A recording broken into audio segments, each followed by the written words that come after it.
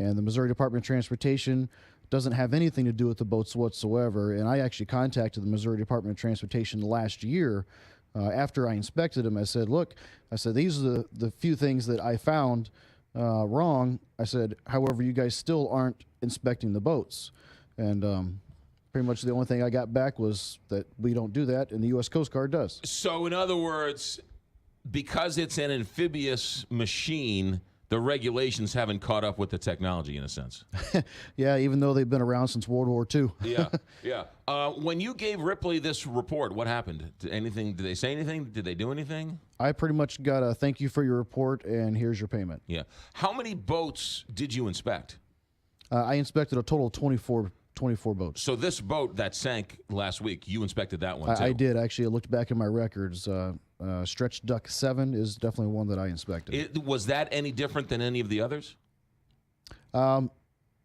Sort of. There's two different types of ducks they have. They have what they call a truck duck, which is a big, beefier version. Right. And then they have the stretch duck, which is the more World War II-ish version of the duck. Right. But it's cut in two places, stretched, kind of like a limousine.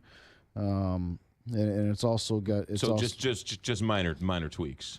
Yeah, if you call chopping it in half and stretch, you get minor. That's fine. Well, okay. Well, do you think?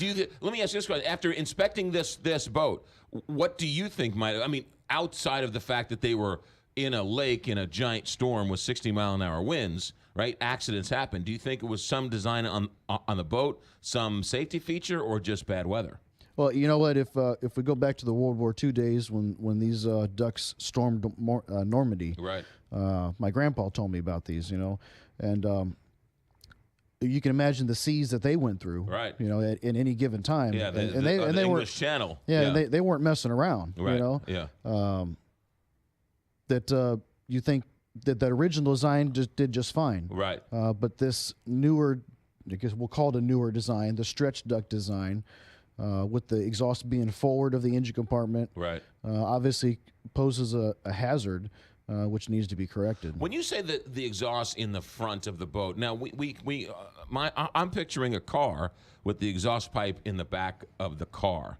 Are you saying that the exhaust pipe would be then in the front of the boat, like it is in the back of a car? That's correct. Yeah. Except it comes out the very front and then points down, and it comes out probably about 6 inches below the water line. And so the exhaust then goes into the water and then bubbles up out of the water? That's absolutely correct. So what you're saying is if the water then somehow backs up, which is a very real possibility in a storm, then that creates all these problems. Sure does. Yeah.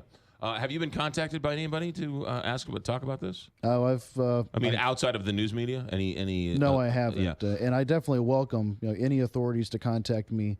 I have a message in to Senator Claire McCaskill to see if she'd be interested in reviewing my actual report. Yeah. Because I know she's a big supporter of either one, not to say shutting down the ducks, but more regulation. Yeah. And making a change. Well, what's your background that you are an expert and then able to investigate this safety of these things? Well, I have multiple years, about 20 years of experience on heavy duty vehicles, as well as I own Test Drive Technologies, a vehicle inspection service here in St. Louis area. Gotcha. What about life preservers? Did you see the requisite number of life preservers on? Were there enough life preservers on there? I think pretty sure there's I didn't look at obviously this. Right, this past weekend. Count them, but right. I know when my wife and I and our family rode the ducks that there was plenty of life vests available. Yeah.